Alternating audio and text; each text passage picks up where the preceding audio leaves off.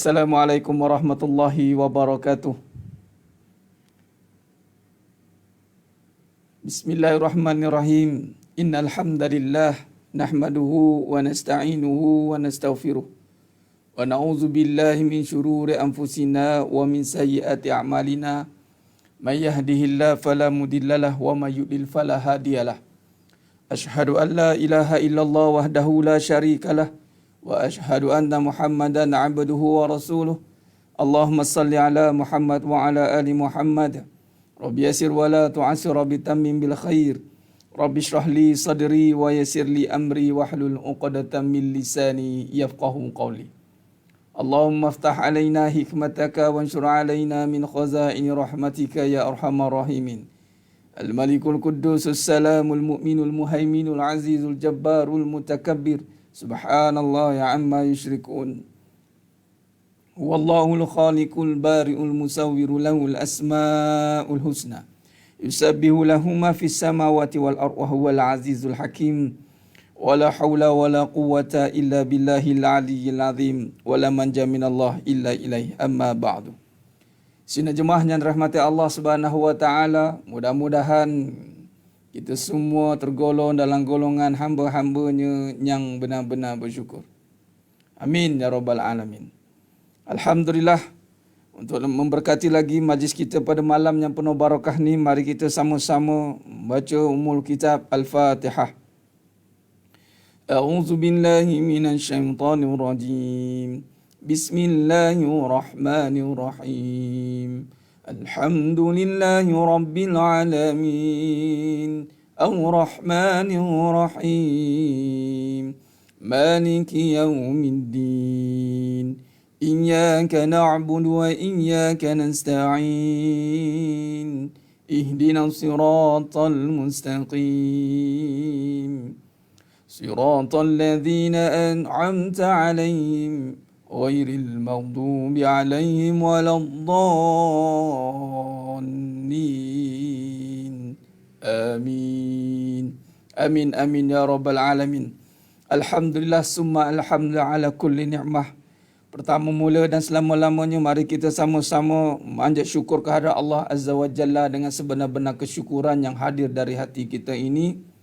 Yang mana hati yang benar-benar menghayati, memahami, merasai, mampu melihat, menterjemahkan akan segala kebesaran Allah SWT melalui ketaatan kepadanya, insya-Allah.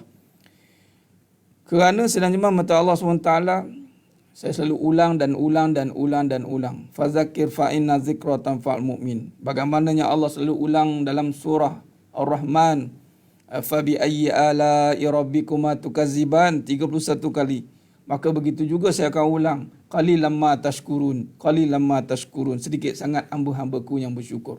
Maka kita nak pastikan dengan ilmu yang Allah berikan kepada kita, dengan bantuan yang Allah berikan kepada kita ini, kita mampu menggunakan sebaik-baiknya untuk memastikan kita ini duduk di kalangan hamba-hambanya yang benar-benar bersyukur. Amin ya rabbal alamin. Kita nak jadi hamba-hambanya yang benar-benar bersyukur. Sebab sekiranya kita tidak mampu menjadi hambanya yang bersyukur, maka mana mungkin kita mampu menjadi hamba-hambanya yang lain. Yakni sifat-sifat hambanya yang lain. Seperti hambanya yang sabar, seperti hambanya yang pengasih penyayang, hambanya yang kuat, hambanya yang kaya. Itu sifat yang akan datang apabila kita mampu menghayati syukur.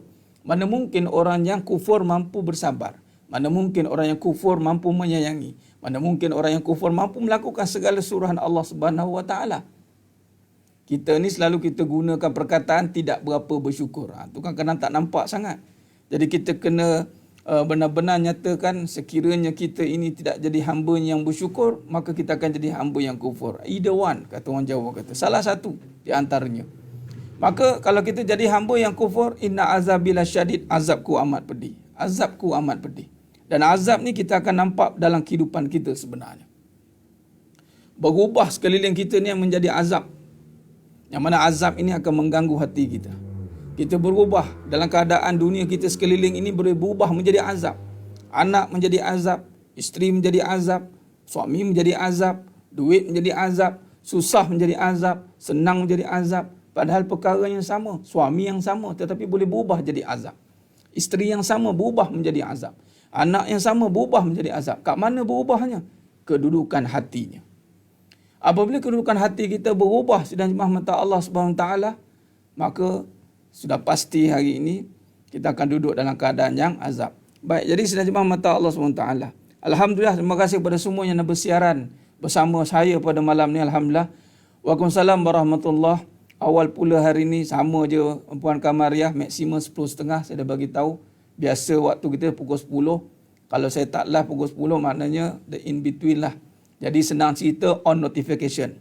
Jadi saya sarankan semuanya on notification. Pastikan dapatlah signal itu ya. InsyaAllah menunggu daripada pukul 10 ke 10.30. Biasanya insyaAllah in between lah. Menunggu waktu itu. Macam kita menunggu waktu solat lah. Jadi sedang jemaah mata Allah SWT, terima kasih kepada yang dah bersiaran bersama dengan saya. Dan bantu sebarkan, bagi ramai sikit, sebar banyak-banyak sikit, biar kita punya share tu biar banyak. Samalah, bermaksud bila share banyak maknanya ibarat macam kita sedekah lah sikit share tu kan, bagi sebar banyak sikit biar ramai yang dapat manfaat. Alhamdulillah, daripada itu kita nampak ramai yang ada sahabat-sahabat kita yang baru. Alhamdulillah, ahlan wa sahlan wa marhaban bikum, yang baru mengikuti pengajian ni. Dan kita dah bersiaran panjang dah lama dah kita bersiaran dari awal PKP tu hari sehinggalah sekarang ke PKPP. Banyak dah kita sentuh, subhanallah. Ilmu Allah Ta'ala ni sentiasa mencurah-curah, tak habis-habis. Ilmu Allah Ta'ala ni sentiasa berkembang, tak sempit-sempit. Jadi sentiasa berkembang dan berkembang. Jadi yang baru mengikuti, Alhamdulillah, teruskan pengajian ini dan istiqomahlah. Amantu billah sumastaqim. Istiqomahlah kita dalam menuntut ilmu, insya-Allah. Baik, jadi sidang jemaah mata Allah SWT, intipati daripada pengajian kita ini, mudah-mudahan kita mampu merungkai kekeliruan, permasalahan, kekalutan, kekusutan, kekacauan, kegalauan dalam kehidupan. Yang mana kehidupan ni kalau kita tidak rungkai, kalau kita tidak selesaikan kemelut, kekeliruan yang ada, dia akan mengganggu amalan-amalan kita. Especially dia akan mengganggu hati kita. Sebab kehidupan ni dia melibatkan pelbagai aspek yang luas. Jangan salah kita tafsir dia. Kita kena tafsirkan mengikut kepada kebenaran. Sebagaimana ada saya nyatakan dalam satu tulisan di wall saya tu, saya tulis apa? Ramai yang boleh baca Quran, boleh baca tafsir Al-Quran. Boleh bacalah tafsir Quran. Yang ini bukan mana-mana tafsir. Ada juga yang mana-mana tafsir. Tak boleh. Tapi maknanya kita nak baca Quran, kita tafsir Quran. Tapi adakah kita mampu tafsir kehidupan kita? Kita baca kehidupan kita dan kita tafsir kehidupan kita bersandarkan Al-Quran. Sedangkan kita melalui kehidupan kita. Kita yang bertanggungjawab atas kehidupan kita. Kita akan dipertanyakan tentang kehidupan kita. Kullu ra'in wa kullun mas'ulun an ra'iyatihi. Kalau bagi seorang lelaki yang mana mempunyai isteri, anak-anak, isteri seorang, kalau 2, 3, 4, siap kita tanya. Tapi kena ingat, ditanya pasti tahu sepatutnya. InsyaAllah orang yang mengambil tahu, mengambil berat akan pimpinannya. Dia orang tak boleh jawab ni bila dia tak ambil berat tentang kehidupan. Tak tahu. Ikut je lah apa nak jadi. Dia fokus kepada masalah. Dia fokus pada benda-benda yang tidak menjadi asas dalam hidup dia. Dia fokus kepada kebendaan. Dia fokus kepada permasalahan. Maka bila ditanya tentang apa yang dia buat dalam hidup, maka dia tak boleh nak jawab. Ini masalah. Contoh seorang suami ditanya tentang perihal isterinya. Kalau dia tidak serius mendidik isterinya, kalau tidak serius mengambil tahu apa yang isteri dia sedang buat, maka sudah pasti dia tidak akan mampu menjawabnya. Tak tahulah, dia dah pandai-pandai lah dia, kata dia dah besar panjang. Hidup ni bukan mandai-mandai. Biar pandai tapi jangan mandai-mandai. Kita sebagai pemimpin bertanggungjawab. Kenapa perangai isteri kita begitu begini? Kenapa? Mungkin ilmu-ilmu yang lain kita tahu. Malaikat tak akan tanya berapa banyak ilmu yang kita ada.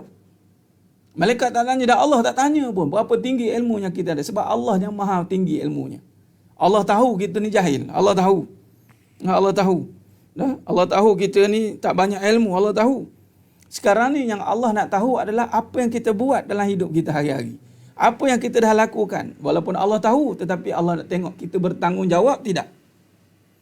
Kita bertanggungjawab tidak. Nah, jadi sedang mata Allah SWT, sila fokus, cuba lihat. Kalau sekiranya ditanya tentang perihal apa yang ada dalam hidup kita, tentang suami kita, ditanya apa yang kita buat pada suami kita, bagi seorang perempuan. Bukan tanya tentang suami, tapi tentang diri kita, apa yang kita buat tentang pada suami. Ditanya tentang perihal anak-anak, ini akan ditanya detail. Seorang suami akan ditanya detail tentang keadaan isterinya, hati isterinya, perbuatan isterinya, sedang bagaimana isterinya jenis, adakah masih dia dalam keadaan berpenyakit, ada penyakit riak ke, ujub ke, takabur ke, isteri dia ni suka bagaimana keadaan isterinya, ditanya detail satu persatu. Subhanallah. Yang mana itu dipanggil sebagai amalan. Ni kita sibuk ke sana ke sini, sibuk konon-konon kita menuntut ilmu, sibuk kita. Sibuk nak cari pasangan lah, sibuk nak cari harta lah, sibuk nak cari jodoh lah. Sibuk benda yang tak pasti. Cuba sibuk dengan apa tugasan yang sebenar yang kita kena buat. Kita kena sibuk dengan tanggungjawab yang di bawah tanggungan kita. Setiap kita akan dipertanggungjawabkan. Kalau ada isteri, dia tanya tentang isteri. Jadi tidak boleh ambil sambil lewa dengan isteri yang ada. Tidak boleh. Kalau ada pekerja majikan, kita sebagai majikan, kita ada pekerja, kita akan ditanya tentang orang bawahan kita. Subhanallah. Ini tugas yang besar. Allah takkan tanya berapa hafalan kita. Allah takkan tanya berapa hadis kita hafal. Allah takkan tanya. Allah akan tanya apa yang kamu buat. Allah akan tanya apa yang kamu buat. Subhanallah. Allah tak tanya dengan siapa kamu dulu kat dunia. Allah tak tanya. Allah tanya apa kesan kamu dengan orang-orang itu. Atau di kata lain, kalau kita duduk dengan orang yang baik, apa manfaat kita duduk dengan orang yang baik? Allah akan tanya ke pertanggungjawaban. Allahumma salli ala Muhammad wa ala ali Muhammad. Jadi sedang jemaah mata Allah SWT. Jadi sebab itu kita kena ambil berat tentang kehidupan kita. Jadi saya seru yang menonton pada malam ini, yang dah istiqamah, syabas, tahniah. Subhanallah, barakallahu fikum. Mudah-mudahan semuanya mendapat barakahnya. Dan yang baru mengikuti, ada satu persoalan yang kita kena rungkaikan. Apa dia? Sejauh mana kita nak tahu tentang kehidupan kita? Itu soalannya. Sejauh mana kita bertanggungjawab atas kehidupan kita? Dan ini akan dia akan dipersoalkan di hadapan Allah SWT. Sejauh mana kita benar-benar perform dalam hidup ini. Ini dirakamkan dalam surah Al-Mulk ayat 2. Alladzi khalaqal mauta wal hayata liyabluwakum ayyukum ahsanu amala. Ingat, KPI Allah Ta'ala bukan biasa. KPI Allah Ta'ala ahsan, yang terbaik. Kalau jadi suami yang terbaik. Kalau isteri yang terbaik. Kalau anak-anak yang terbaik. Kalau ada apa saja yang dipegang, pastikan pegangannya itu ahsan. Bukannya, bolehlah Ustaz, biasa-biasa. Tak ada. Tak ada istilah biasa-biasa. Kita ini jadi hamba Allah yang maha berkuasa, dia tak ada istilah biasa-biasa. Melainkan kita jadi hamba dunia. Jadi sedang jemaah mata Allah SWT, benar Puan Kamar Raja Seman, tak tahu apa yang disibukkan. Dia menyibuk-nyibuk dia sebenarnya kita ni. Isteri menyibuk-nyibuk dia. Sedangkan isteri ni tugasnya untuk suami. Amalan dia itu untuk Allah dan mentaati suami. Selebihnya itu sebenarnya menunggu ketaatan. Menunggu bersiap sedia untuk berkhidmat sebenarnya. Tapi hari ini tak apa-apa yang disibukkan, tak tahulah. Kan? Hati-hati. Sebab amalan itu akan ditanya terperinci. Tak ada satu pun yang terlepas daripada pertanyaan Allah SWT. Baik. Jadi sedang jemaah mata Allah SWT. Benar. Sejauh mana? Sejauh mana kebertanggungjawaban kita. Jadi sebab itu dalam pengajian hakikat kehidupan ini, dia sangat relevan kepada semua yang ada kehidupan lah. Dia sangat relevan bagi semua yang ada kehidupan, dan persoalan ini mesti dirungkaikan oleh diri sendiri yang mesti bersandarkan kepada pencipta diri kita, iaitu Allah Azza wa Jalla. Kita tak nak letakkan kehidupan kita ni pada orang lain. Tak ada kena-kena nanti dengan orang lain. Tak ada. Kita tak nak kegagalan kita nanti, kerana orang lain. Dosa kita kerana orang lain. Tak ada kerana-kerana. Sebab kita dah janji dengan Allah. Kul inna salati wa nusuki wa mahyaya wa mamati lillahi rabbil alamin. Kerana Allah. Jadi bila kerana Allah, pastilah kita kena perform yang terbaik. Tak ada istilah tiada alasan kerana orang lain saya jadi jahat. Kalau kerana Allah mesti jadi baik. Tu dia. Jadi bila dia tak nak buat kerana Allah, maka dia mencari alasan kerana orang lain. Ini jadi masalahnya. Jadi masailah dia panggil. Hari ini kita banyak menuding jari sekeliling kita ni. Banyak kita cuba merungkai masalah hidup kita dengan melihat kesalahan orang lain. Ini satu kesilapan yang mesti kita rungkaikan. Jangan kita terpengaruh lagi dengan sentimen kehidupan yang tiada asas kebenaran. Allahumma salli ala Muhammad. Sebagai contoh. Kalau isu-isu pergaduhan dalam rumah tangga, penceraian, salahkan pasangan. Dia tak tahu dia pun ada penyumbang kepada penceraian sebagai contoh. Kalau hari ini kita menyebabkan anak-anak tak mau dengar degil, kita salahkan anak-anak tak mau dengar. Sedangkan kita punya ada sumbangan kenapa anak-anak itu tak mau dengar.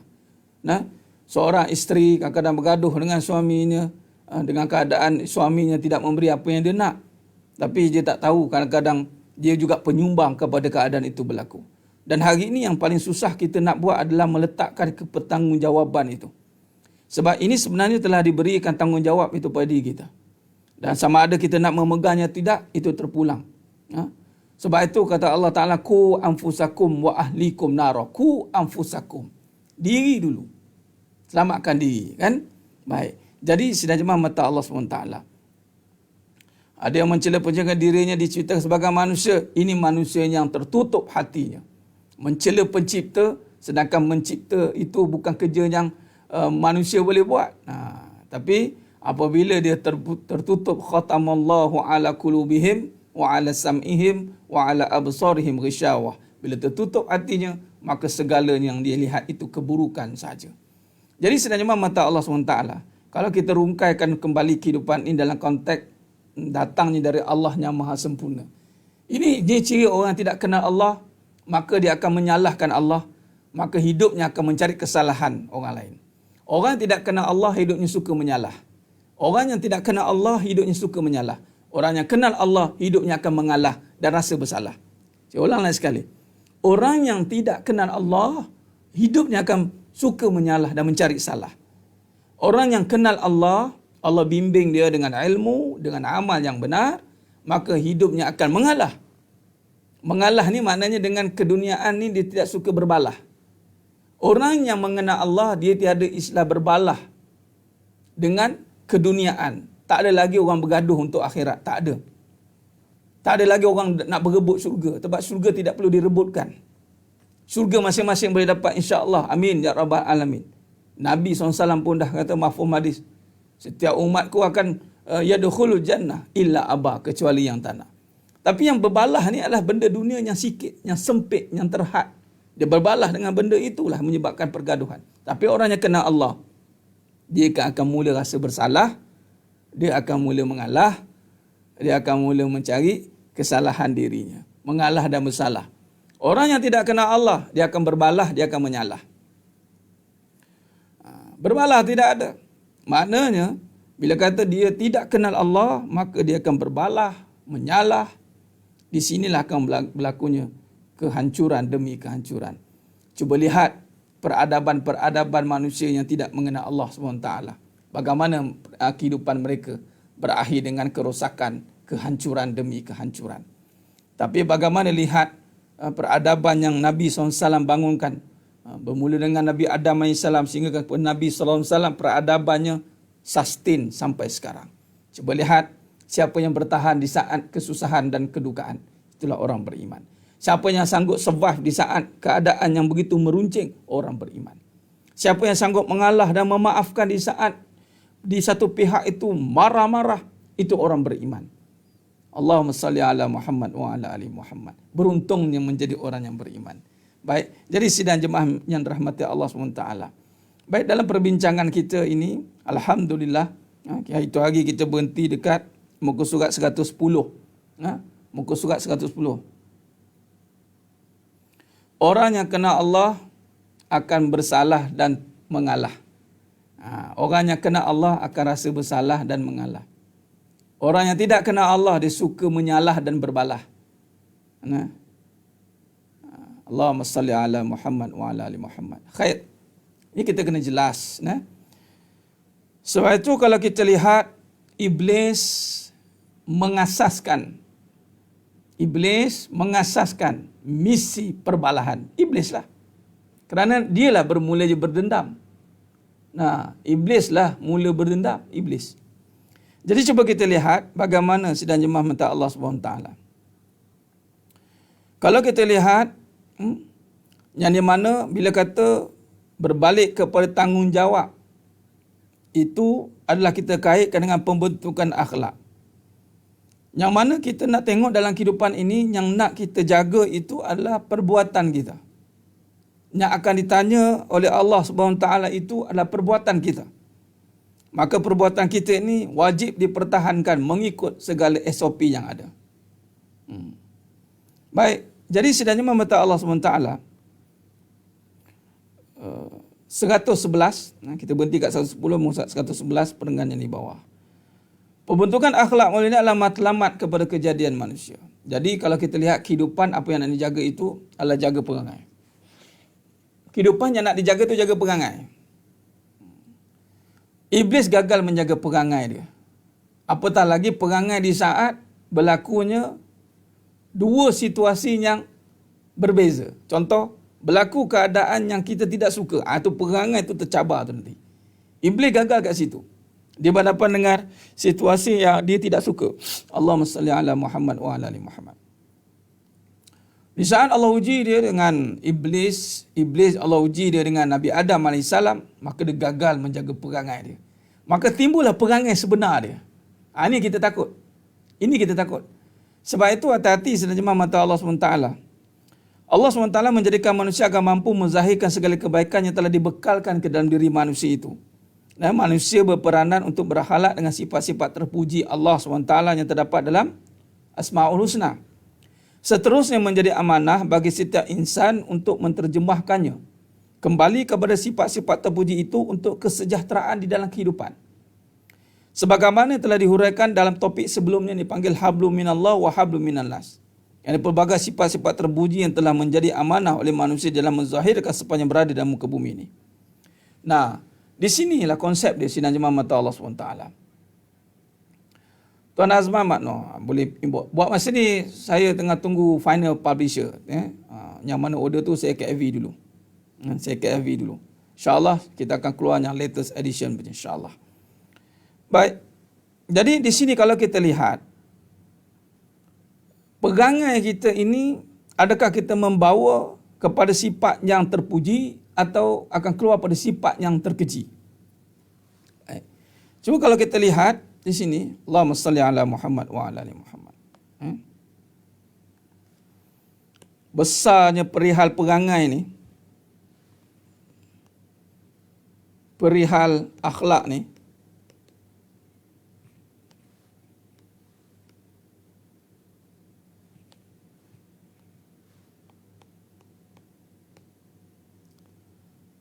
perangai. Saya namakan perangai lah, bahasa yang senang kita faham lah.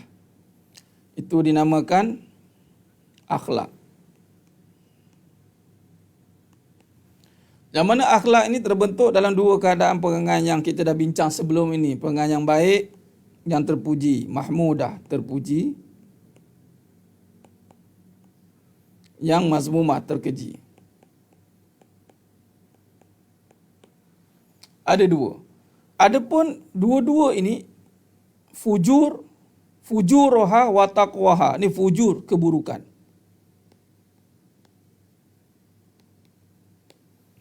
Takwa, kebaikan. Dua-dua ilham ini datang daripada Allah Subhanahu wa taala. Cuma dua-dua ini akan Allah izinkan berlaku. Cuma Allah kata, beruntunglah mereka yang menyucikan, yakni yang keluar daripada sifat terkeji masuk menjadi sifat terpuji. Dia nak bersihkan diri dia daripada sifat-sifat terkeji. Beruntunglah orang yang mengeluarkan diri daripada sifat terkeji ini. Dan sifat terkeji ini ada pengasasnya itu iblis. Sifat-sifat terpuji ini pengasasnya itu adalah bermula dengan para anbiya.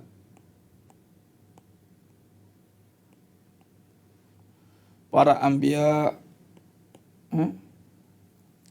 Baik. Mari kita lihat hakikat kehidupan. Tajuk buku Hakikat Kehidupan Tuan Zulkifli Mahdi. Baik. Jadi sidang jemaah mata Allah SWT.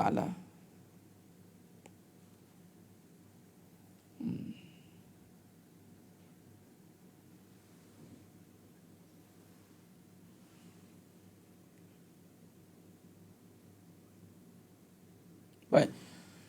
Jadi kalau kita lihat di sini, perangai ini Allah ilhamkan kepada kita. Soalnya sekarang, bagaimana kita amanah nak membawanya.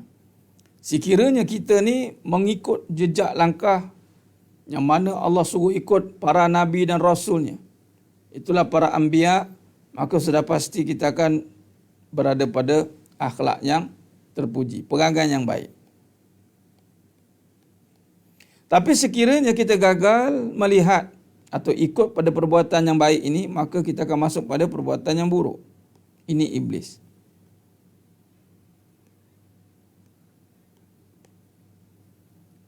Nah, tak untuk nanti tuan, untuk yang final nanti saya buat. Saya tak sempat untuk bawa nanti sebab publisher tak siap lagi.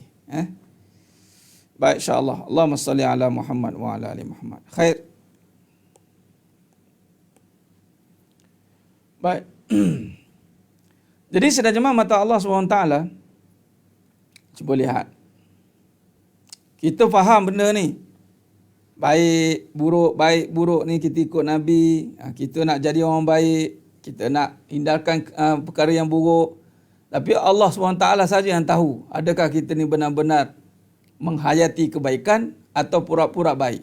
Dan kebaikan ni duduk di hati atau jiwa, qalbu. Maknanya kalau kebaikan tu tidak masuk dalam qalbu, maka dia akan jadi keburukan. Tu saja. Maka apa kaedah yang memastikan kita ini berada pada kebaikan? Manakah kaedahnya adalah Allah akan datangkan ujian. Ujian inilah yang akan melihat, akan mengeluarkan apa segala yang terbuku di dalam hati ini. Kalau di dalam hati, sebab ujian kehidupan ni kita pernah sentuh dulu hakikat ujian dan masalah. Ujian kehidupan ini adalah untuk menguji apa yang ada dalam hati. Maka ujian kehidupan ini berkisah tentang keadaan kehidupan yang susah dan yang senang. Ni. Sidang penonton, sidang jemaah mata Allah SWT. Hanya Allah yang tahu tentang diri kita, tetapi Allah beritahu kita bagaimana keadaan kita sebenarnya melalui ilmu lah. Hanya manusia yang tidak mahu ambil berat tentang diri dia saja yang tidak akan tahu. Sebab tu kita cerita tentang hakikat kehidupan ni supaya kita ambil berat tentang diri kita dan kita tahulah keadaan kita ini bagaimana. Setelah tahu keadaan kita, jangan buat tak tahu pula. Ada pula orang pertahankan tu.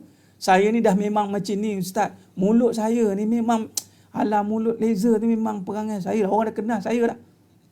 Dia berbangga dengan keadaan laser dia tu. Allahu Akbar. Baik, jadi hati ni, ujian di hati. Ini ada kaitan dengan syarahan kita sebelum ini. Dalam hakikat ujian dan masalah. Sebab poin sekarang ni adalah kehidupan kita ada perangai kan. Poin kita sekarang ni dalam amanah ni nak buat perangai baik atau perangai buruk. Dan perangai ini ataupun akhlak ini adalah bermula dari hati yang mengenal Allah.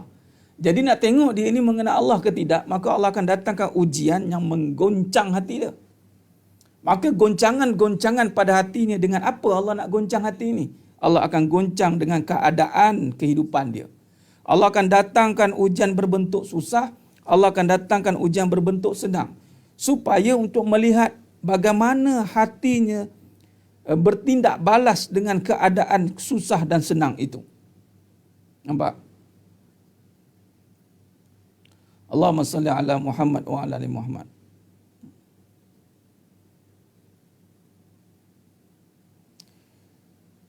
Baik, jadi sidang jemaah mata Allah SWT. Baik. Jadi sekarang ni mungkin kita boleh tutup dengan lisan. Tetapi keadaan sebenar tidak mampu ditutup apabila datangnya situasi. Sebab tu kena buat persiapan. Contoh, Allah datangkan ujian susah. Ujian susah ni kita ambil kes yang pertama, kisah Iblis. Iblis ni ada hati tidak? Ada. Kenapa Iblis ada hati? Sebab Iblis ni jin. Bila sebut jin, apa saja strukturnya pada manusia, Iblis ada. Cuma fizikal tidak sama. Dalaman dia sama. Ada nafsu, ada hati, jiwa, perasaan ada, akal ada, semua ada. Tu Iblis. Jin. Sebab jin yang akan minal jinnati wan nas, yang akan dipertanggungjawabkan. Kenapa dia dipertanggungjawabkan? Sebab dia ada akal. Taklif dipanggil. Mukallaf. Dan Iblis ketika diuji dengan susah. Ini keadaan ni. Dulu si Iblis ini, Azazil, dari sudut satu keadaan dia nampak taat. Nampak taat. Nampak sajalah. Baik. Tetapi Allah Maha mengetahui. Di saat Iblis ataupun Azazil ketika diuji dengan Nabi Adam AS. Susahlah ni. Nabi Adam AS ini susah bagi dia. Bagi Iblis ni dia susah. Allah uji. Allah tengok betul ke Azazil ni beribadat ni, hati dia betul ke baik ni. Allah akan uji. Ketika ujian susah datang dan dalam hati dia tiada kebaikan rupanya, maka yang keluar nanti adalah perkataan ataupun keadaan yang merosakkan. Datanglah perangai. Rupanya hidup ataupun sebelum ini ketaatan dia bukan dengan keikhlasan tetapi dengan nafsu. Ini yang kita bahaskan sebelum ni. Dia berangkai ya. Ada kaitan. Sebab kalau kita lihat kedudukan kita ni kan, jiwa, akal, nafsu. Kita buat ulang kajian ni. Kalau ikut dia, kedudukan. Tapi rupanya, dia beramal tidak sepenuh jiwa ataupun tidak sepenuh hati. Kerana apa tidak sepenuh hati? Adalah isu-isu dia. Mungkin dia buat sebab pengaruh, kerana orang puji dia. Kan? Baik. Jadi, apa yang berlaku adalah, ya Tuan Azman, macam mana nak? Saya dah sentuh dah sebelum ni. Kita mulakan dengan Iqra'. Dia siddiq. Pada fasa siddiq kita dah sentuh dah. Sebab kena lihat dengan nama Allah. Kita kena mahirkan melihat dengan nama Allah. Baru nampak. Kalau tidak, kalau main sebut-sebut tak jadi. Kalau kita nak main kait-kait tak jadi. Dia ada kronologi, dia ada kaifiat, kaedah dia. Sebab tu dalam perbahasan hakikat kehidupan, dia ada kronologi dia. Yang kita dah masuk ke fasa yang kedua, amanah. Amanah ni dah melangkaui fasa yang pertama. Fasa pertama ni adalah melihat dengan hati tu. Melihat jamal dan jalalnya Allah. Inna Allah jami wa yuhibbul jamal. Sebab tu kita mulakan dengan Iqra' bismi rabbikal ladzi khalaq. Contoh ya, contoh. Saya buat perbandingan ataupun tamsil di sini. Baik. Dalam melihat Nabi Adam AS ini, Iblis waktu itu dia tidak mampu melihat Nabi Adam AS ini dengan nama Allah. Dengan nama Allah, bismi rabb. Sebab dia hanya melihat tanah. Nampak? Dia hanya melihat tanah. Pada Nabi Adam ni tanah. Dan dia melihat Nabi Adam AS ini zero. Zero ni maksudnya dia tiada ilmu, orang baru. Dia melihat Nabi Adam ni dari sudut kebendaan.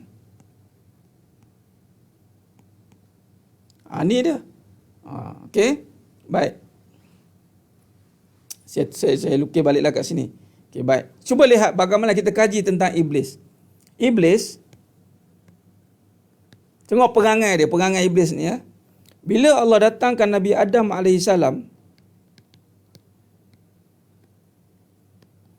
baik, apa perangai Iblis yang keluar? Wa iz qulna lil malaikati isjudu li Adam fasajadu illa iblisa aba wastakbar. Dua perangai Iblis, aba, enggan.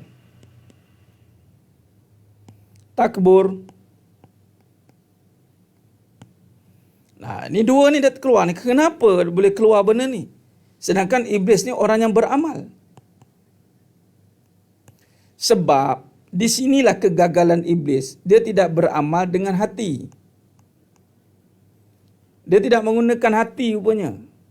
Dia beramal menggunakan nafsu. Apa nafsu? Waktu ini kedudukan dia override semua. Iblis, kedudukan. Dia ada kedudukan. Iblis, dia ada keilmuan. Baik. Ketika kedudukan dan keilmuannya mengatasi semua perkara, jadi nafsu akan ambil alih. Sebab ini, nafsu ni maksudnya, dia melihat keadaan diri dia. Dia melihat diri itu penting. Peri pentingnya dia. Dia melihat dia itu penyumbang yang banyak. Dia melihat diri. Diri dia ada apa? Dia ada kedudukan, ada keilmuan. Dan malaikat semua hormat pada iblis waktu itu. Kan? Jadi ketika Allah datangkan satu suruhan yang sangat mudah. Iaitu Allah datangkan suruh untuk Nabi Adam AS ini dihormati sebenarnya. Tetapi iblis gagal. Kerana keengganan dan ketakburan dia, takabur dia ni, kerana kedudukan dia. Kerana apa boleh datang macam ni? Kerana mata hatinya tertutup. Nampak? Allahumma salli ala Muhammad wa ala ali Muhammad. Okey, kenapa? Okey, bila beramal dengan keakuan, apa yang berlaku? Cuba tengok. Si iblis ni akan melihat Nabi Adam AS ni dengan keadaan. Makanya ini dia bandingkan. Apa Nabi Adam AS dibandingkan apa? Pertama dia suruh tanah, nampak? Tanah, keilmuan rendah, dia merendahkan Nabi Adam AS. Tuan Ash, iblis kana minal jin. Iblis daripada jin, bukan malaikat. Iblis daripada jin. Allahumma salli ala Muhammad wa ala ali Muhammad. Baik, jadi sini bila dia tidak melihat dengan nama Allah, dia melihat dengan nama dia. Ini masalah. Dia tidak melihat bahawa kemuliaan, kedudukan, ketinggian itu dengan Allah, asma Allah. Dan inilah kegagalan iblis. Maka si iblis ni, dia memandang rendah pada Nabi Adam AS dengan melihat keadaan Nabi Adam AS yang daripada tanah. Lalu keluarlah satu perkataan, Ana khairu minhu.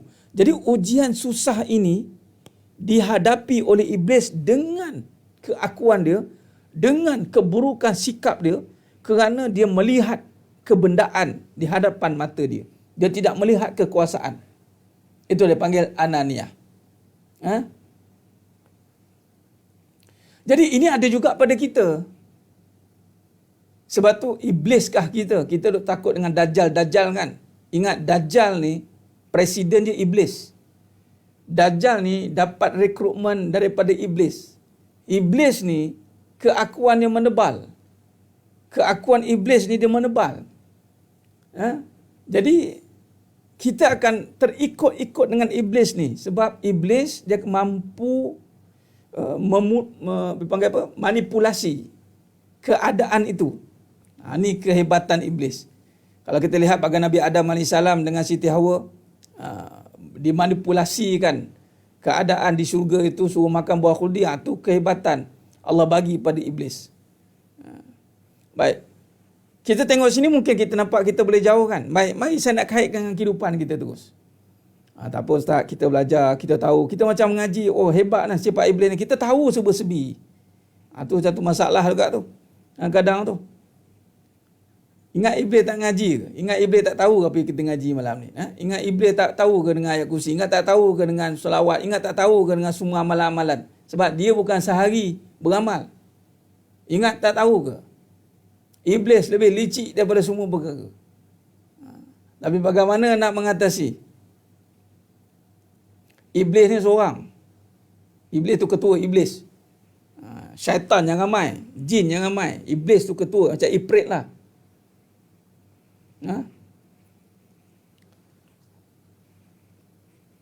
Dia perkataan tak takut neraka ni macam kita lah. Orang yang tak pakai, tak tutup aurat, caranya tak takut neraka. Sama lah macam tu. Orang yang dah ingkar dengan Allah, dah mungkar, buat kemungkaran. Nah, tak payah jauh lah. Isteri-isteri yang duk bergaduh dengan suami tu tak takut neraka ke? Tu dia. Nampak? Isteri-isteri waktu kita bergaduh, isteri bergaduh dengan suami tinggi suara tu tak takut neraka ke waktu tu? Tak. Orang yang duk lambat-lambat solat tu tak takut neraka ke? Tu tembok dah tanya iman lah. Sama lah macam iblis. Iblis mana takut dengan benda-benda macam tu. Kalau dia takut, dia mesti dah buat dah. Dia mesti dah tunduk dengan Allah. Sebab dia tak takut lah. Sebab dia melihat diri dia mulia. Bila dia melihat diri dia mulia, dia tak ada istilah ketakutan lah. Cuma dia melihat kuasa Allah. Dia tahu Allah. Tapi dia tidak meletakkan ketakutan. Jadi sebenarnya mata Allah SWT. Jadi keiblisan itu akan meresap dalam diri kita tanpa sedar. Sebab itu kita kena mengenal dalam struktur kehidupan ini supaya kita tahu kelicikan dia itu kat mana. Nah, benar Tuan Zaim tahu semua ilmu. Jadi kenapa yang tahu itulah yang menjadi musuh utama? Nak berhadapan dengan apa? Itu soalan dia kan. Sebab itulah ramai akan terperangkap. Tapi Iblis kata dalam surah As-Sad ayat 82-83. Surah As-Sad ayat 82, ayat 83. Ini kata kunci. Allah tolong, Allah bagi tahu, Allah rakamkan perjanjian Iblis. Qala fa bi izzatik la ughwiyannahum ajma'in illa ibadaka minhumul mukhlasin. Qala fa bi izzatik, berkata Iblis, wahai Tuhanku yang agung, la ughwiyannahum ajma'in, aku akan sesatkan semua cucu cicit Nabi Adam. Illa ibadaka minhumul mukhlasin. Illa ibadaka minhumul mukhlasin. Kecuali hamba-hambaku, hamba-hambamu yang beribadat dengan mukhlasin, yang ikhlas, ataupun hamba-hambamu yang terpilih. Maka di sini kata kuncinya. Kata kuncinya ada kat sini. Maka di sini sidang jemaah mata Allah SWT, kata kunci iblis ni, dia boleh menyesat, mengganggu semua orang kecuali orang yang benar-benar dengan Allah. Mukhlasin ni adalah ikhlas dengan Allah. Dengan Allah inilah yang iblis tiada daya untuk mengganggunya. Jadi kita minta jauh. Kalau ada, kita minta jauh. Sebab iblis ni dia akan mengganggu. Dia akan merosakkan semua. Dia pengasah pada seluruh sifat mazmumah. Okay, baik. Cuba kita tengok apa yang dia buat. Baik, daripada kisah iblis ni, datangnya dendam, iri, dengki, khianat. Baik. Tamak. Ini asas dia dua ni dengan dua, enggan melawan. Ini perkataan ni tak nampak sangat ni. Kita guna perkataan melawan. Melawan dan meremehkan.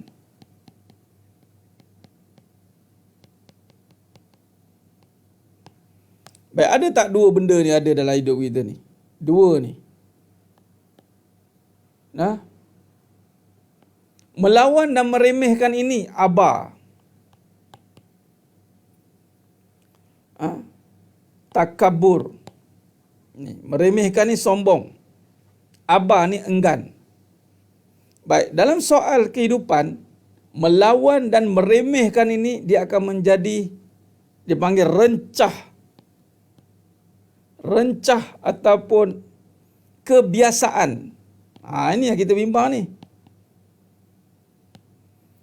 Baik, apakah ciri orang yang melawan ini? Dia kena ada usul dia. Melawan ni, dia mula apabila dia ada kedudukan. Orang melawan, bila dia boleh letakkan dia kedudukan. Tak kisahlah dia muda ke, berhadapan contoh. Melawan, saya bagi tahu. Kita ambil satu kes, seorang anak berhadapan dengan ibunya, ayahnya. Okey.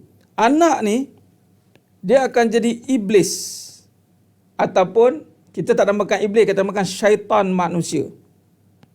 Apabila si anak mempunyai kedudukan lebih tinggi dari ibu je. Ni akhir zaman ni. Anak lahirkan tuan ni. Kedudukan ni terpulang lah. Harta ke, ilmu ke, dia duduk diri dia tu lebih tinggi pada ibu dan ayahnya. Atau dia akan meremehkan ayah dia. Meremehkan ibunya. Maka di situlah perangai iblis akan muncul. Apabila seorang ibu menyuruh anaknya melakukan sesuatu yang tidak bersalahan dengan agama. Seorang ayah berkehendak menyuruh anaknya melakukan satu perkara tidak bersalahan dengan agama. Tetapi si anak ini mempunyai prinsip tersendiri, kedudukan tersendiri, keakuannya, maka dia akan merendahkan ibunya dengan melambat menidakkan suruhan lawan. Apakah yang menyebabkan dia melawan ini? Ni. Harta. Inilah dipanggil, dia punya kuncinya adalah dunia. Kerana dunialah kita akan mampu melawan orang lain. Kerana dunialah kita mampu meremehkan orang lain. Tak percaya, cuba tengok. Keduniaan inilah yang kita kena cabut. Yang mana keduniaan ini akan pergi pada al-mal, harta. Sebab tu hati-hati dengan harta. Nabi SAW dah kata dah. Nabi kata, mafhum hadis, inna likulli ummatin fitnah wa fitnah ummati al-mal. Mal ni, harta ni, dia menyebabkan dia akan suka melawan. Anak ni, bila dia dah mula ada duit sendiri tanpa sedar, dia dah boleh buat keputusan sendiri tanpa sedar, dia mampu melawan anak ni. Ni kita cerita yang tak ada agama, yang tak ada asas agama. Semua ni boleh dihilangkan dengan satu cara, yakni dia panggil mukhlasin tadi, keimanan. Nampak? Jadi melawan, meremehkan ini akan berlaku. Ni sifat mazmumah ni. Ni dia tak bawa sifat terpuji ni. Saya cerita dulu terus masuk dengan sifat terkeji.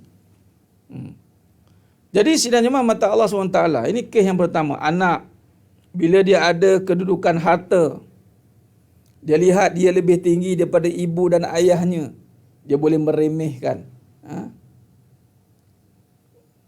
Allahumma salli ala Muhammad wa ala ali Muhammad. Sebab tu Nabi SAW sangat risau dengan umat-umatnya kalau terpengaruh dengan harta ni. Sangat risau. Sebab harta ni akan membawa manusia alpa dan leka. Harta ia menjadi satu perkara yang bermegah-megah dia. Harta lah. Sebab harta ni kita dah bincang sebelum ni kan. Ilmu pun akan menjadi harta bagi dia. Kedudukan. Iblis dia duduk kat situ. Ini akan jadi main dia. Sebab tu dalam kitab Minhajul Abidin, karangan Imam Ghazali Ta'ala, antara ujian atau halangan yang paling besar untuk kita cabut dulu adalah ni. Dunia ni. Allahumma salli ala Muhammad wa ala ali Muhammad. Dunia ni yang menghalang kita. Orang kadang-kadang masih lagi bagi kredit. Tak mau dengar kan. Kadang-kadang tu tak mau dengar. Dia alah tak apa, yang penting kita ingat Allah. Masalahnya sekarang, kalau kita tak kaji betul-betul, kita akan ingat dunia daripada ingat Allah. Percayalah. Walaupun kita taat, buatlah solat ke, buatlah. Kalau kita masih lagi menganggap dunia itu satu perkara yang bermanfaat bagi diri kita. Dengan Allah mukhlis tu tadi, kita jangan kaitkan dengan dunia tuan. Sekarang ni tengah dia kunci ni kunci ni. Nampak ni, kunci dia ni. Tahu tak ni tunggangan dia ni. Sekarang ni inilah yang menyebabkan kita akan melakukan perkara-perkara yang bercanggahan. Ni kunci ni nak buang, nak sembelih ni. Contoh ibadah korban ni. Nak sembelih apa? Sembelih keakuan lah. Melalui apa? Harta, duit. Duit, harta. Yang mana harta ni ramai orang letakkan dengan nyawa. Sebab tu Allah suruh korban binatang ternakan. Lihat darah tu. Yang mana kebanyakan kita menjadikan duit sebagai nyawa bagi kita. Sedangkan nyawa tu mengatasi harta segala-galanya. Sebab tu dalam perbincangan korban ni, Aidul Adha ni, kisah Nabi Ibrahim AS dengan Nabi Ismail AS, itu Allah tunjukkan satu kaedah tamsilan yang sangat agung, yang ini dengan jawa darah. Jadi nak hilangkan perkara ni adalah dengan benar-benar datang dari hati yang sanggup bermatian untuk Allah. Wallahu akbar.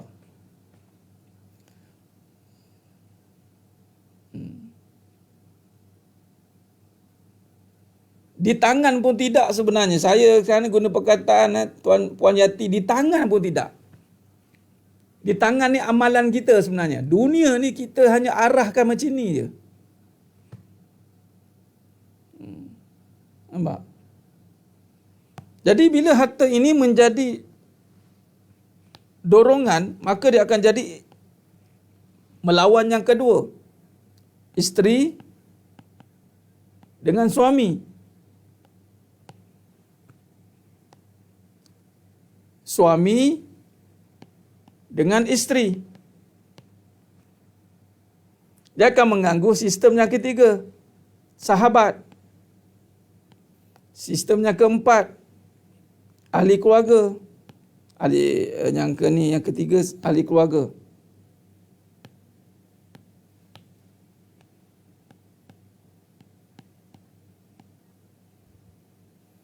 Ini sahabat. Dia akan masuk satu-satu melalui instrumen harta. Ni ya dia punya kata kuncinya. Maka si isteri yang difitnah oleh harta, dia akan melihat suaminya tiada nilai. No value. Tak boleh bagi apa-apa, tak boleh bagi harta, dia pandang remeh ya. Malah memang kita kata tak wajib taat dengan suami yang tak boleh bagi nafkah ni, tak payahlah. Walaupun dalam fikihnya ada.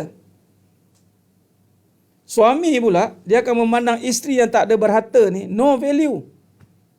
Suami yang ada harta, dia pandang isteri yang tak ada harta ni no value. So, isteri yang tak ada harta, dia letakkan diri dia no value. Saya tak ada apa-apa. Isteri yang ada harta, dia meletakkan diri dia, oh sangat value. Ini yang perangai. Dan dia melawan ni. Kuat melawan ni berlaku ni. Melawan meremeh. Kenapa bergaduh dilarang dalam agama? Kerana dia akan ada istilah melawan dan meremehkan.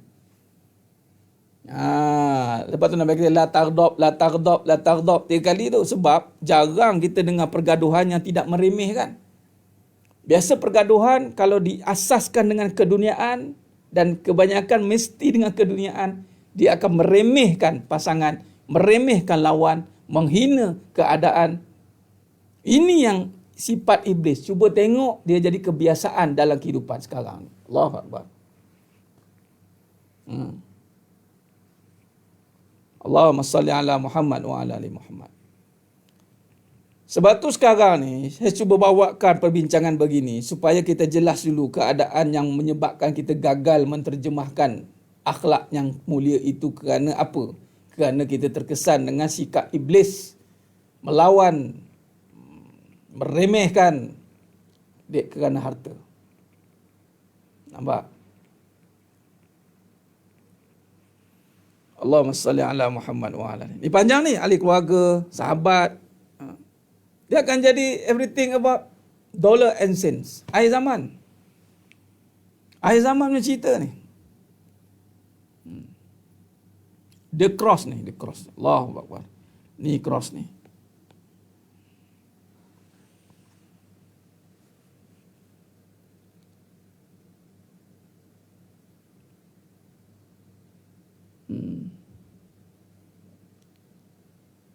Ya, ini yang berlaku.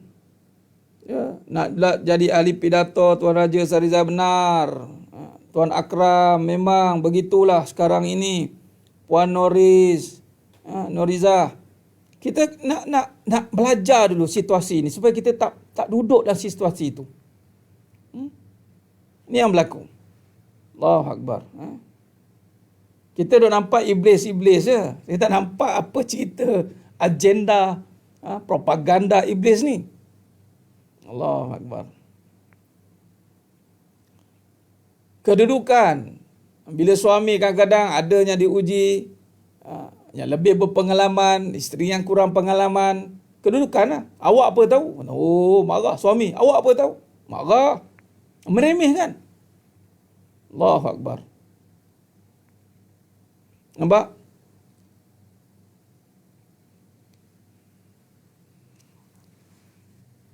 Baik. Jadi sebab itu pergaduhan sangat-sangat sebab itu pergaduhan sangat-sangat ditegah dalam agama. Kerana kita akan salah satu tak melawan meremeh, meremehkan pasangan. Ini satu kesombongan. Suami meremehkan isteri, satu kesombongan. Isteri meremehkan suami, satu kesombongan. Nak lagi bila suami nak kahwin lagi. Orang perempuan, si isteri, ibu semua. Nak tengok bila perangai iblis keluar.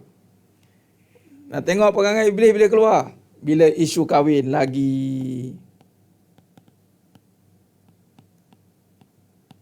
Ta'adud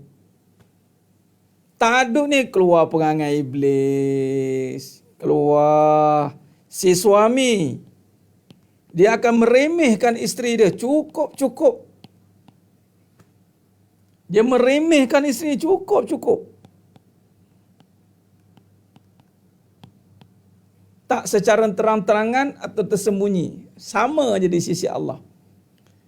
Ini sebab itu orang tengok kahwin lagi ni kerana dah isteri pertama dah tak mampu servis, tak mampu layan suami. Kerana suami pun sendiri yang berkata begitu. Dia mencari asas kahwin lagi sebab isteri dia tak bagus. Meremehkan. Dan di saat itulah si isteri ini mencari 1001 alasan untuk meremehkan si suami itu. Nafkah tak cukup lah, dia tak bagus lah, tak adil lah, dia ni memang. Tapi duduk lagi ni. Awak duduk lagi dengan suami yang diremehkan tu. Dia cabar lah, macam-macam berlaku. Dia lupa lah, dah tak ingat dah surga neraka, tak ingat dah. Macam puan apa tadi tanya tadi. Tak takut ke? Iblis tak takut ke neraka? Tengoklah. Di saat Allah uji nanti, tengok. Sebab itu hati-hati. Dan ini semua berlaku apabila keduniaan menebal di dada. Kita tak sedarnya hidup kita sedang diheret oleh dunia. Begitu jauh. Allahu Akbar. Pintu iblis masuk tu pintu harta lah. Dunia ni harta. Itu pintu utama dia. Jarang orang lelaki nak tunduk dengan harta ni. Orang ni, dia pintu iblis masuk kan dengan sifat mulia. Baik. Apa pintu iblis ni? Dia masuk dengan kemuliaan. Kedudukan. Ni saya ringkaskan perbahasan supaya nampak dalam kehidupan. Barulah dia boleh sifat melawan tu. Orang yang melawan ni merasa diri dia mulia, perasaan mulia. Meremehkan ni kerana dia ada kedudukan. Baik, kemuliaan dan kedudukan ini, itu pintunya apa dia? Apa yang boleh menyebabkan kita boleh perasan mulia, punya kedudukan? Itulah tidak lain tidak bukan harta. Harta ni banyak tarifnya. Dari segi RM, duit, harta. Dari sudut ilmu pun harta. Dari sudut suami pun harta. Di sudut isteri pun harta. Makna harta disebut di sini adalah perkara yang boleh dijadikan manfaat kedudukan, manfaat kebendaan, hartalah. Kebendaan. Jadi pintu kepada iblis nak masuk itu adalah kebendaan. Jadi ketika isteri dimuliakan, suami ni dimuliakan, ilmu itu dimuliakan, RM dimuliakan, maka dia akan masuklah. Sebab tu ulama tasawuf meletakkan, bila kita kaji balik kehidupan, kita kena melihat dunia dengan hakikatnya. Kita kena hinakan dia.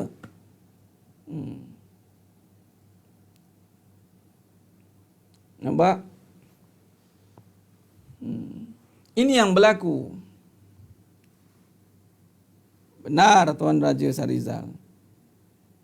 Jadi perkara-perkara ini yang tidak boleh ada dalam jiwa bagi seorang yang benar-benar nakkan keredaan Allah SWT. Malah harta ini dikorbankan di jalan Allah. Kurban.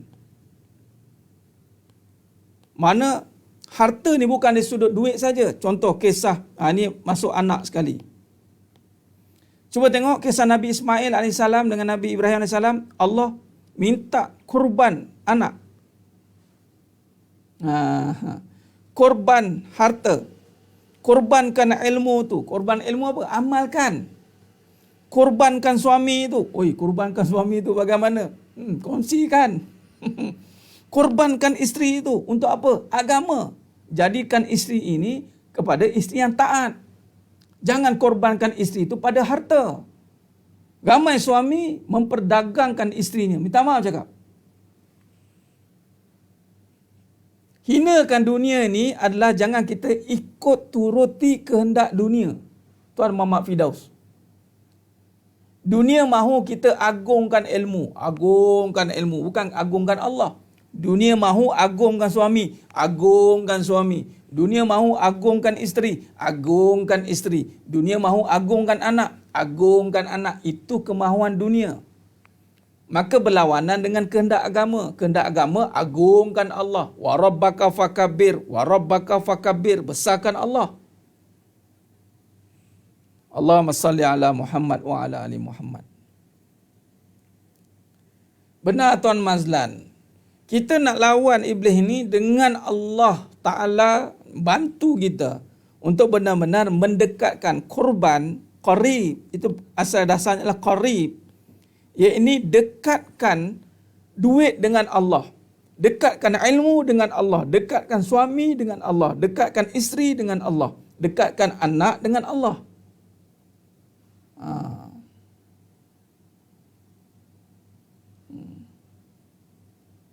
Benar Puan Faiza, korbankan cinta demi mencari ridha Allah. Dan cinta itu milik Allah. Korbankan, kembalikan kepada Allah. Dekatkan cinta itu dengan Allah. Jangan dekatkan dengan makhluk. Untuk apa cinta pada makhluk? Ada ke makhluk ada cinta? Makhluk tak ada cinta. Kalau makhluk ada cinta, kenapa ada yang derita? Kenapa ada yang menderita dengan makhluk? Belajar daripada apa yang berlaku di hadapan mata yang dah terjadi.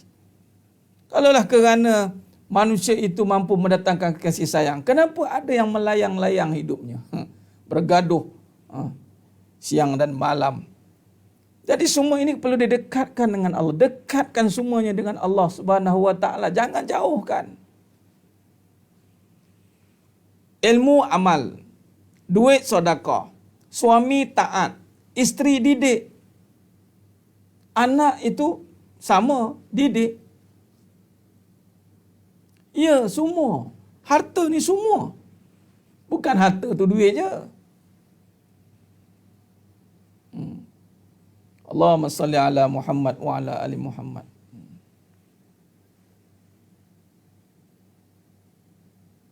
Jadi sedang jemaah yang dirahmati Allah Subhanahu Wa Taala.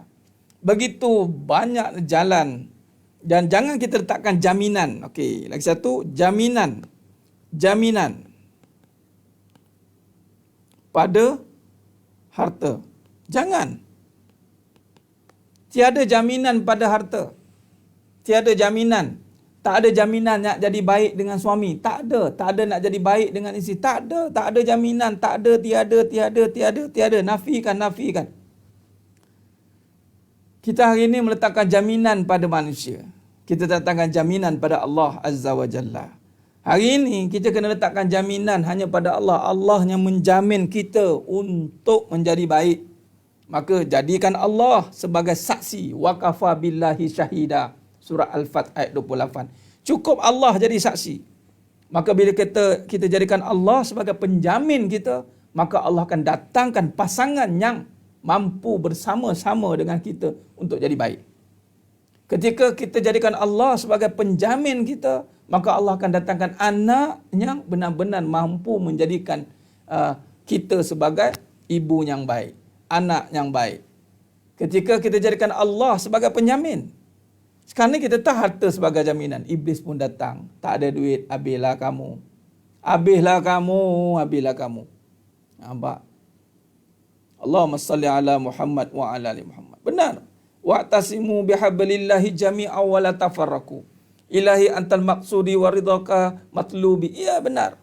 Maka sekarang ini, bila kita faham, bila kita mukhlasin ini, mari kita lihat kesimpulan. Apa jam? Allah. 11.5. 11 suku. Baik. Semuanya mesti akan menuju pada Allah. dan semuanya dari Allah dan menuju pada Allah. Baik, semuanya. Yang ini apa yang ada pada dunia ini. Suami, isteri, anak, RM, semuanya wajib dikembalikan. Qarib, dekatkan pada Allah. Nak dekatkan dengan apa? Nak dekatkan dengan apa? Dengan amal. Allah tak nak tengok suami itu. Allah tak nak tengok isteri itu. Allah tak nak tengok semua perkara itu. Tapi Allah nak tengok ayyukum ahsanu amala. Mana ni amal kamu? Allah bagi suami untuk beramal.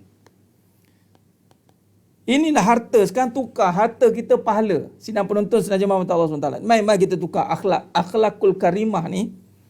Kita tukarkan amal ni, qarib ni kita tukar jadi pahala. Allahu Akbar. Ni pahala, ni pahala, ni pahala, ni pahala. Pahala je semua ni. Ni amal. Ni amal. Sama amal. Ya, jadi kita tukar semua jadi pahala. Allahumma salli ala Muhammad wa ala ali Muhammad. Barulah iblis tak susah nak kacau. Apa yang kamu dapat dengan si jemah tu, katanya. Si iblis kata, apa yang kamu sangat ikut sangat si Leman tu, apa yang kamu dapat? Ikutkan sangat perangai dia tu. So iblis pun datang. Aku dah kata dah jangan kahwin dengan dia, kamu nak kahwin. Sekarang kamu padan muka. Iblis kata, kita dengar menyirat-nyirat telinga ni. Geramnya aku, ruginya aku. Iblis kata, kamu rugi katanya. Sedangkan orang beriman tidak akan rugi. Lalu katakan pada iblis, iblis, aku bersama dengan si Leman ini. Dalam hati. Walaupun perangai dia ada spesies macam kau, wahai iblis. Tetapi aku dapat pahala atas kesabaran aku dengan perangai si Leman ini. Kan selesai masalah. Ini tidak apa yang saya nak buat. Apa yang saya nak buat. Saya dah tak tahan dah, Ustaz. Saya nak pergi kes. Kes itu buka fail. Itu je kerja. Allahu Akbar. Orang perempuan lah. Laki pun sama. Jangan kita lemah dengan apa yang berlaku. Pahala, semua pahala. Itu dekatkan dengan Allah, kembalikan. Takhalluq bil akhlaqillah. Inilah nanti yang mana Nabi SAW bawa. Amal, tukarkan harta jadi pahala. Yang kita nak tu pahala. Allahumma salli ala Muhammad wa ala ali Muhammad. Apa yang kamu dapat dengan anak, apa yang kamu dapat, pahala. Jawab terang-terang. Jangan kasih can ni. Tak tahulah. Tahlah. Tak ya ke tidak? Nah, was-was.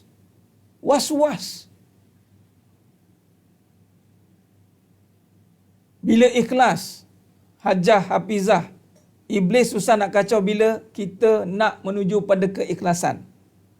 Kita benarkan Allah.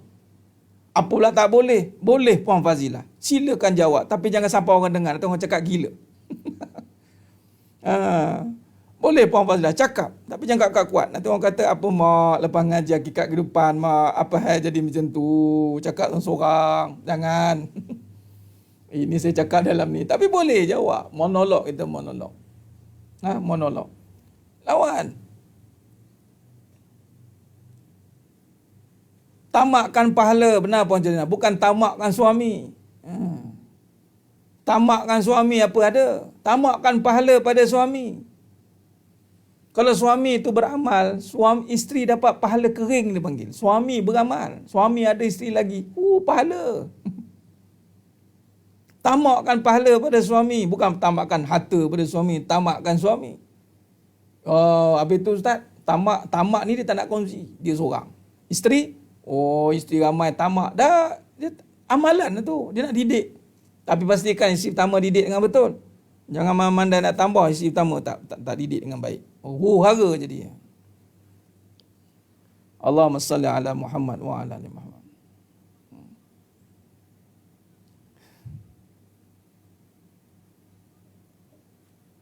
Nah, ini kesimpulan clear, insya-Allah.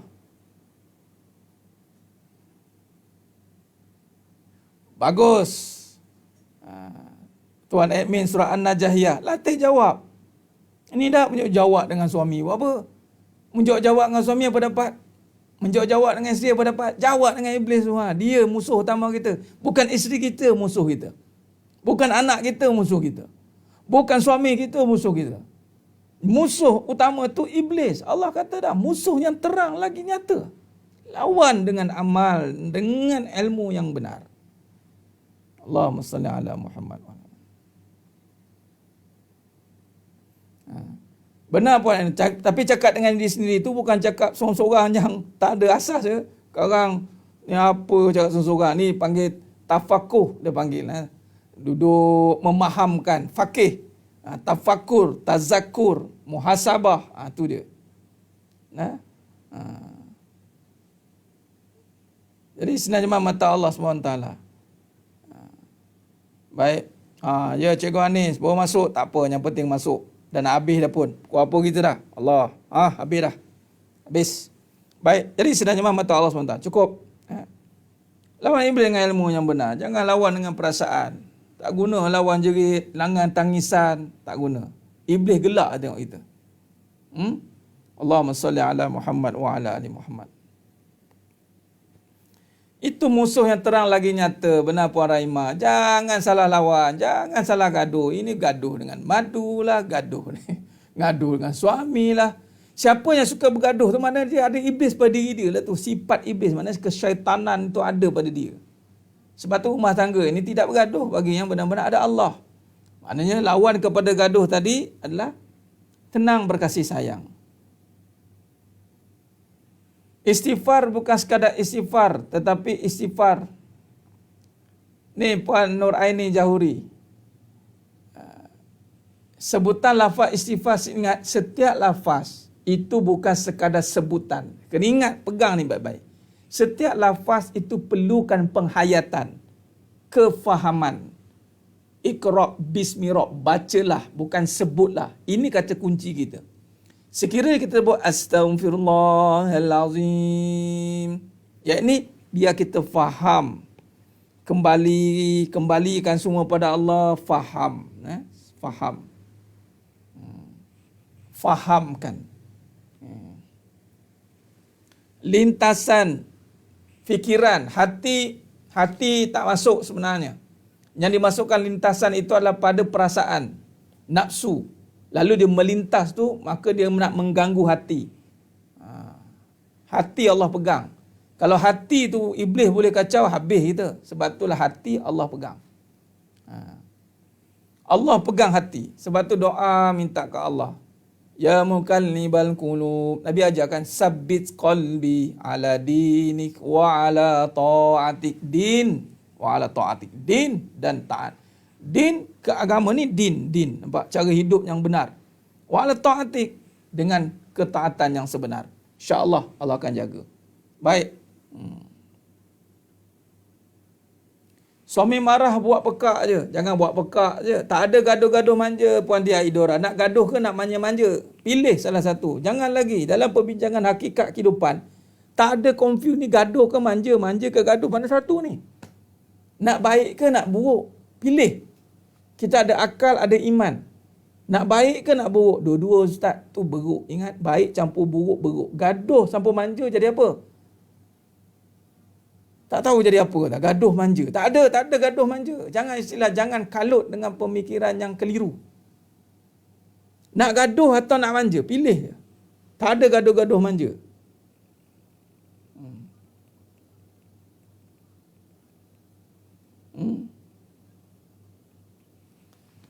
Allahumma salli ala Muhammad.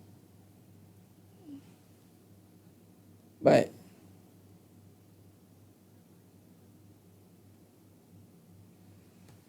Jadi sedang cuma mata Allah Subhanahu Wa Taala. Ya, kalau manja sungguh-sungguh. Kalau gaduh, ya gaduh sungguh-sungguh. Kalau gaduh sungguh-sungguh tu syaitan lah.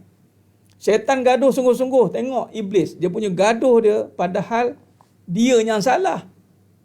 Dia yang tak nak sujud dengan Nabi Adam AS kerana enggan dengan suruhan Allah. Dia punya gaduh sampai ke cucu cicit dia dendam. Itu gaduh sungguh-sungguh tu.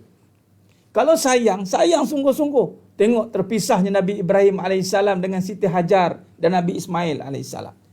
Cuma tengok sayang sungguh-sungguh ini, walaupun terpisah keadaan, Lama, belasan tahun dalam riwayat. Tapi bila berjumpa, ada tarik muka. Ada Siti Hajar tarik muka. Sampai hati abang tinggalkan saya dekat padang pasir. Hanya berdua saja. Ada? Tak ada. Tak sempat nak mengajuk. Kita ni tertipu dengan kisah mengajuk yang mana, oh tu Siti Aisyah radhiyallahu mengajuknya Ummahatul Mukminin itu mengajuk yang sekali dan dibimbing oleh baginda Nabi SAW. Dan mereka semua itu ada ahli syurga.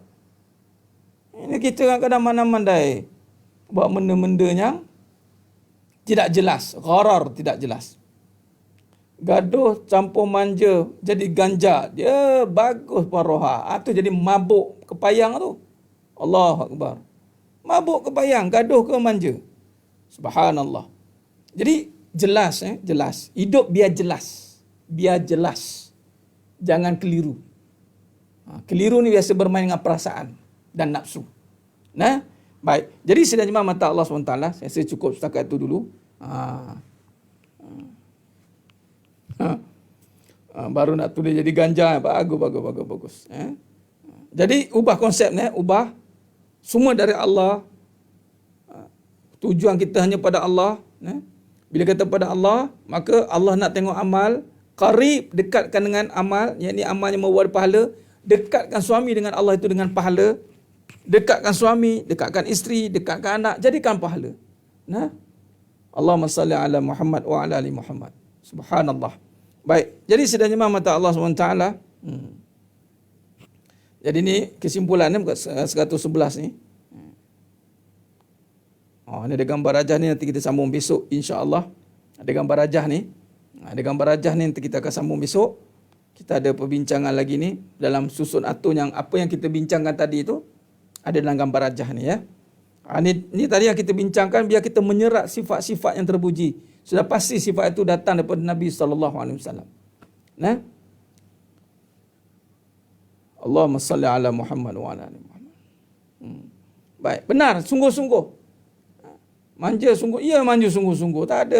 Tak ada kasihannya. Sebab pahala mana boleh buat sikit-sikit, buat sungguh-sungguh. Suami isteri, sungguh-sungguh buat. Allahumma salli ala Muhammad wa ala ali Muhammad. Jadi kita berhenti kat muka surat 111, kita sambung dekat muka surat 112 nanti besok insya-Allah. Lepas ni kita akan masuk bab 3. Allahumma salli ala Muhammad. Tu dia. Bab 3 ni kita akan masuk bab fatanah. Tapi kita habiskan dulu bab 2 ni ya. Baik. Ni dia. Hukum tarikan sunatullah. Ni. Ini hakikat masa. Dan kita akan belajar tentang ana inda zanni abdi bi. Ana inda zanni abdi bi. Aku menurut sangkaan hamba-hambaku terhadapku. Ni nanti kita akan bincang ni. Besok mungkin tak sempat lagi, lusa mungkin insya-Allah. Cuma teruskan konsisten istiqamah dalam pengajian kita ni insya-Allah. Duduk, jangan lari. Jemput lagi rakanan tahulan bersama-sama dengan kita dalam pengajian ni. Biar ramai lagi yang mendapat manfaat insya-Allah. Jadi sidang jemaah mata Allah SWT, cukup kiranya perbahasan kita pada malam ni insya-Allah. Baik, jadi kita pun dah menghampiri pukul 11.30 dah. Alhamdulillah, mudah-mudahan apa yang kita bincangkan pada malam ini Allah berkati, Allah bukakan pintu kefahaman, bukakan pintu rahmatnya, barakahnya, rezekinya, seluruhnya atas sebab kita menuntut ilmu pada malam ini insya-Allah. Mudah-mudahan kita niatkan apa yang kita tuntut ni kita mampu jadikan diri kita sebagai hamba yang taat dan mendekatkan diri pada Allah SWT tanpa berbelah bagi. Jangan kita lagi berkira dengan Allah SWT kerana Allah tak pernah berkira pun dengan kita sebenarnya. Jadi sidang jemaah mata Allah SWT, alhamdulillah, mohon maaf atas terkasar kata, kurang bicara, kurang dalam penyampaian saya pada malam ini. Hanya Allah Ta'ala sajalah yang mampu menyempurnakan perbahasan kita pada malam ini insya-Allah. Jadi cukup setakat itu. Mudah-mudahan semua yang hadir pada malam ni yang menonton insya-Allah dimasukkan dalam syurga yang tanpa hisab. Aku lu qauli hadza wa astaghfirullahalazim li wa lakum wa bila taufiq wal hidayah. Wassalamualaikum warahmatullahi